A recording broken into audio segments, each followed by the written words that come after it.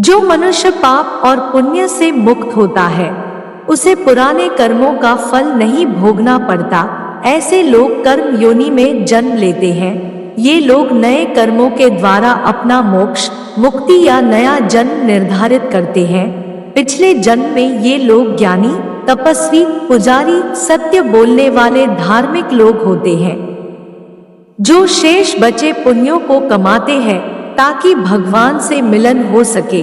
लेकिन इनमें से कुछ लोग मोह माया के जाल में फिर से फंसकर भगवान से दूर हो जाते हैं, तो कुछ लोग ज्ञान की शरण में जाते हैं और सत्य से परिचित होने के बाद इन्हें अपने जन्म का आभास होता है, फिर अच्छे कर्मों के द्वारा भगवान को प्राप्त होते हैं।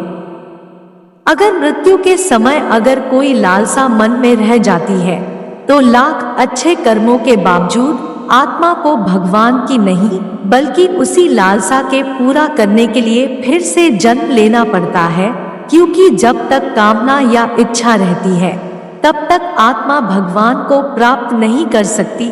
उभय योनि भी मनुष्य योनि ही है जिसमें भगवान मनुष्य को फिर से एक मौका देते हैं सुधरने का, ताकि आत्मा और परमात्मा का मिलन हो सके, जिसमें मनुष्य पूर्व कृत कर्मों के फल भोगता है और नए कर्म भी करता है।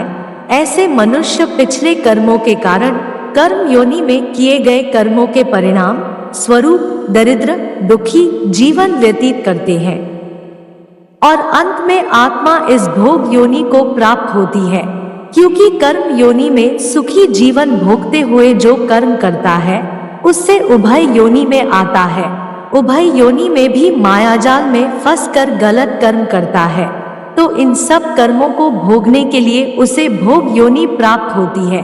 अर्थात अन्य प्राणी जिस योनि में जन्म लेते हैं वो सभी भोग योनियां हैं, जिसमें उन प्राणियों की आत्माएं अपने अपने पूर्व जन्मों में किए गए पाप व पुण्य कर्मों का फल भोगती है।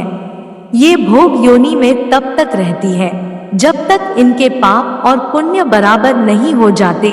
बुरे से बुरे कर्म वाली आत्मा सुअर की योनि प्राप्त होती है जो गंदगी का भक्षण करता है। मेरे प्यारे दोस्तों, अगर वीडियो अच्छी लगी हो तो हमारे चैनल को सब्सक्राइब कर देना और लाइक शेयर भी कर देना।